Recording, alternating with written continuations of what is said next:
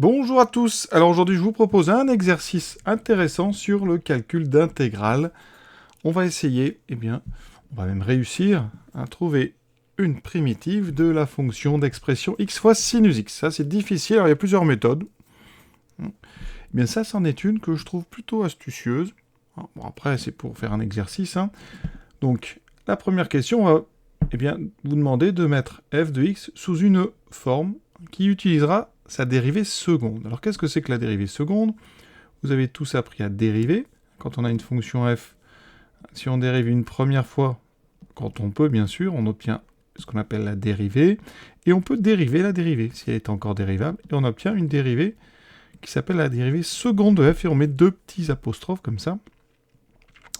Sachez qu'on peut dériver encore, ça donne ce qu'on appelle la dérivée troisième. Alors on peut écrire encore 3 apostrophes, mais après on évite d'en mettre 4, 5, 6. On va mettre ici le nombre de fois où on a dérivé entre parenthèses. Donc là on aura la dérivée quatrième, puis la dérivée cinquième évidemment si on peut, etc. jusqu'à où on veut. Et on parle alors de dérivée nème. Donc ici, il va falloir que je dérive cette fonction. Donc on va dire que c'est dérivable. C'est un produit de fonction dérivable sur R. C'était une fonction de référence, x et sinus x. Et on va redériver une deuxième fois. Comment est-ce qu'on va dériver cette fonction? Vous remarquez que f, pour la justification de dérivabilité, on a parlé d'un produit. On va dériver comme un produit. Donc f, vous écrivez que c'est u de x fois v de x. Avec u de x, c'est x. Et v de x, c'est sinus x. On a besoin de u', on a besoin de v', dérivée de sinus, c'est cosinus. Voilà, on a ici à faire la dérivée d'un produit, donc u'v plus uv'. Voilà, c'est un plus entre les deux. Et donc, la dérivée de f, ça sera une fois sinus x, plus x fois cosinus x. Voilà. Et on va redériver. Alors, est-ce que f' est dérivable? Ben oui, c'est une somme. F' est dérivable encore. Comme somme, un dérivable sur R, somme de fonctions dérivables sur R. Ici, pour dériver, c'est encore... Alors, il y a une première somme. Donc, je vais écrire f' sous une forme qui nous permettra la dérivée. Donc c'est sinus x plus, alors ici, on a encore u de x fois v de x, avec un nouveau, alors je vais mettre u1 fois v1 pour pas mélanger, d'accord? Donc ici, comme ça j'ai un petit peu de place, j'ai besoin d'avoir donc u1 et v1. Alors u1 c'est x encore, v1 cette fois-ci c'est cosinus x. Donc je dérive u1, ça fait toujours 1. V1 en dérivant, là c'est dérivé de cosinus, c'est moins sinus, n'oubliez pas le moins. Et vous faites toujours la même petite boucle. Donc en commençant par u', donc f seconde. Alors n'oubliez pas de dériver le sinus ici qui est tout seul, donc ça sera cosinus x. Plus, donc u'1 v1, donc une fois cosinus x, plus x fois moins sinus, donc ça fait moins x, sinus x. J'obtiens donc 2 fois cosinus x, moins x, sinus x. On calcule maintenant le membre de droite ici, pour voir si ça fait bien f de x. Donc 2 cosinus x moins f seconde de x, quel que soit x réel, qu'est-ce que ça donne? Ça donne donc 2 cosinus x moins 2 cosinus x moins x sinus x. On enlève les parenthèses.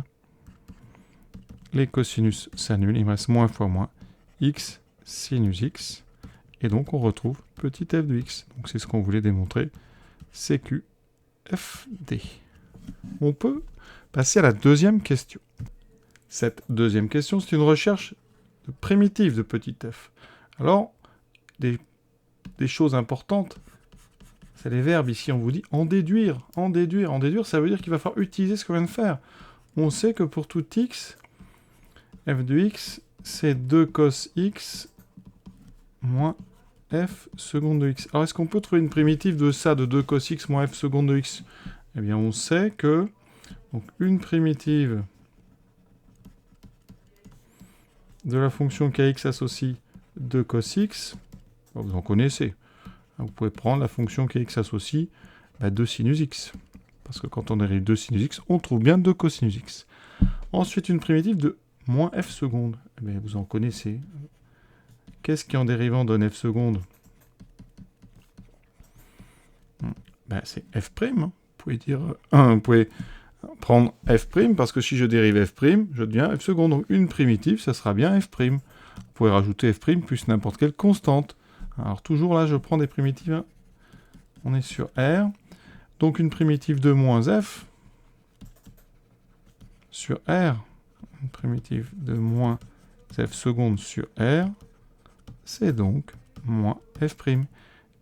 Eh bien, si vous mettez ça ensemble, vous venez de trouver une primitive de petit f sur R.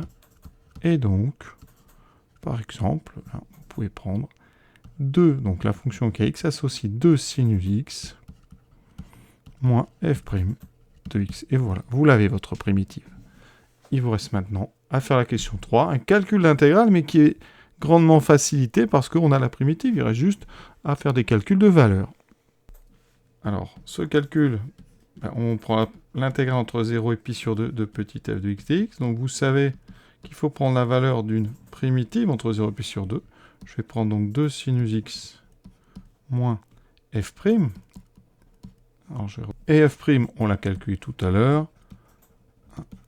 Une primitive de f', on avait trouvé, je vous rappelle, donc sinus x plus x cosinus x. Et ça, on va le prendre entre 0 et pi sur 2. Je vais quand même enlever les parenthèses qui est à l'intérieur. Donc 2 sinus x moins sinus x. Ah, vous voyez, 2 sinus x moins sinus x, ça fait une fois sinus x. Donc sinus x moins x fois cosinus x.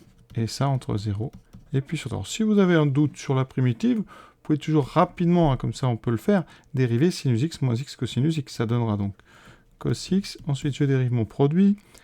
Donc, dérivée de x, ça fait 1 fois cos, plus x fois la dérivée de cos. Donc, ça fera moins x sinus x. Je développe, effectivement.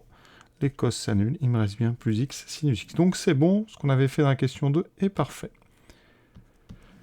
Je remplace par pi sur 2. Donc, sinus pi sur 2, ça vaut 1. Ensuite, moins x cosinus pi sur 2. Donc, ça fera moins pi sur 2 fois 0, donc moins 0. Ensuite, on remplace x par 0, donc sinus 0 qui vaut 0. Moins 0 fois cosinus, donc moins 0. Il me reste uniquement 1. Vous venez de calculer l'intégrale de 0 à pi sur 2 de f de x. On va quand même vérifier ça à la calculatrice. On fera Casio et Texas. Donc, Casio, je vais dans Options. Calcul, donc F4. Encore F4. Je rentre l'expression, donc x fois sinus x. Je descends. Je mets 0. Je monte ensuite pi sur 2. Donc, je vais chercher pi. Il est en bas. Divisé par 2. Je valide. Et ça donne 1. Parfait. Sur les Texas, on va sur Math. Ensuite, c'est 9. Tout en bas, vous descendez. Vous appuyez sur 9. Et vous avez votre intégrale. On commence par les bornes. Donc 0. En haut, pi sur 2. Donc le pi, vous l'avez au niveau du trig, là, en bleu. Voilà. Vous divisez par 2. Vous allez vers la droite. X. Vous allez chercher les fonctions trigonométriques ici. Donc c'est la 1. Sinus x. On avance. On précise la variable. On valide. On trouve 1. Voilà. Cet exercice est déjà terminé. J'espère que ça vous a plu. En tout cas, c'est un bon entraînement. Je vous souhaite une bonne fin de journée à tous.